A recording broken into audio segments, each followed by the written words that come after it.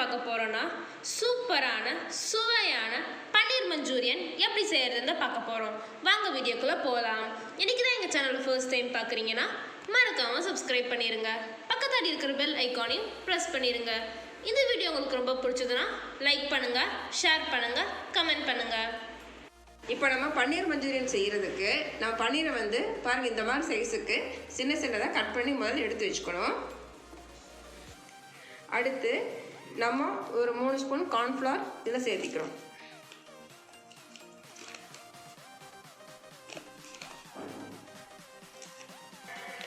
அடுத்து 3 ஸ்பூன் மைதா இதோடு சேர்த்திக்கிறோம்.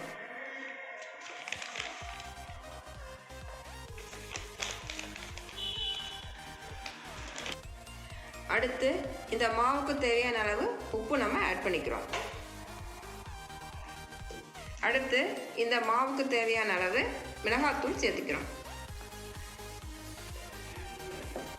இப்போ நம்ம இதை வந்து தண்ணி விட்டு இட்லி மாவு பதத்துக்கு நம்ம கலந்துடலாம்.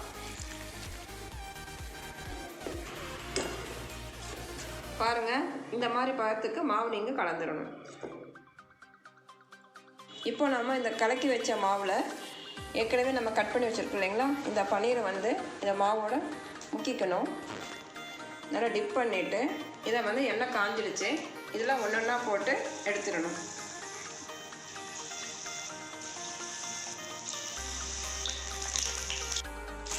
பாருங்கள், இந்த மாதிரி எல்லோ கலர் ஷேடு வரும்போது நீங்கள் எடுத்துடலாம்.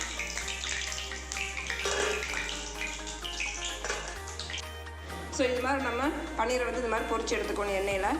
அடுத்தது நம்ம வந்து இதை எப்படி மஞ்சூரியன் பண்ணலான்னு பார்க்கலாம். நம்ம எண்ணெய் காஞ்ச உடனே பாருங்கள், இந்த மாதிரி சைஸ்க்கு 2 வெங்காயம், மீடியம் சைஸ் வெங்காயம் எடுத்து வெட்டி வச்சுருக்கேன். இதை நம்ம ஃபஸ்ட்டு சேர்த்திடலாம்.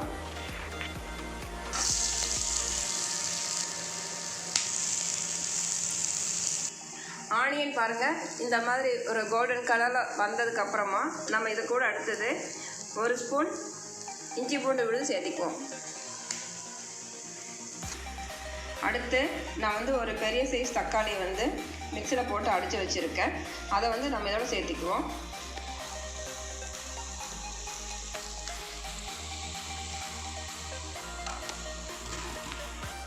அடுத்து நம்ம இந்த தக்காளி ஃப்ரை ஆகிறதுக்கு முன்னாடி நம்ம அது கூடவே இந்த மசாலா ஐட்டமெல்லாம் சேர்த்திக்குவோம். இப்போ நான் கரம் மசாலா தூள் வந்து இதில் வந்து 1.5 ஸ்பூன் சேர்த்திக்கலாம். அடுத்து இதோட 1 ஸ்பூன் மிளகாத்தூள் சேர்த்திக்குவோம். அடுத்து உப்பு இதுக்கு தேவையான அளவு நம்ம சேர்த்திக்குவோம்.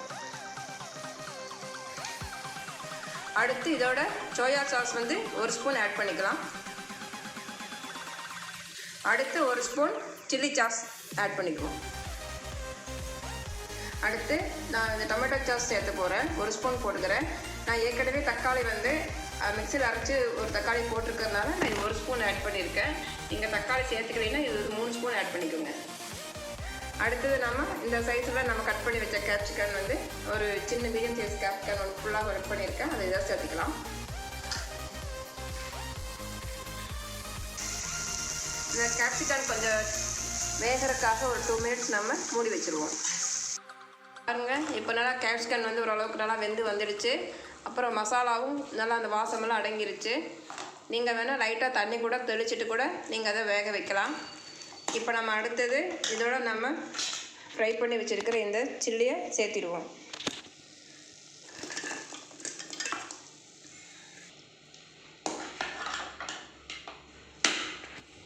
இப்போது நம்ம தயார் பண்ணி வச்ச அந்த கிரேவியை வந்து இந்த சில்லியோட நல்லா மிக்ஸ் ஆகிற மாதிரி நல்லா கலக்கி விடணும்.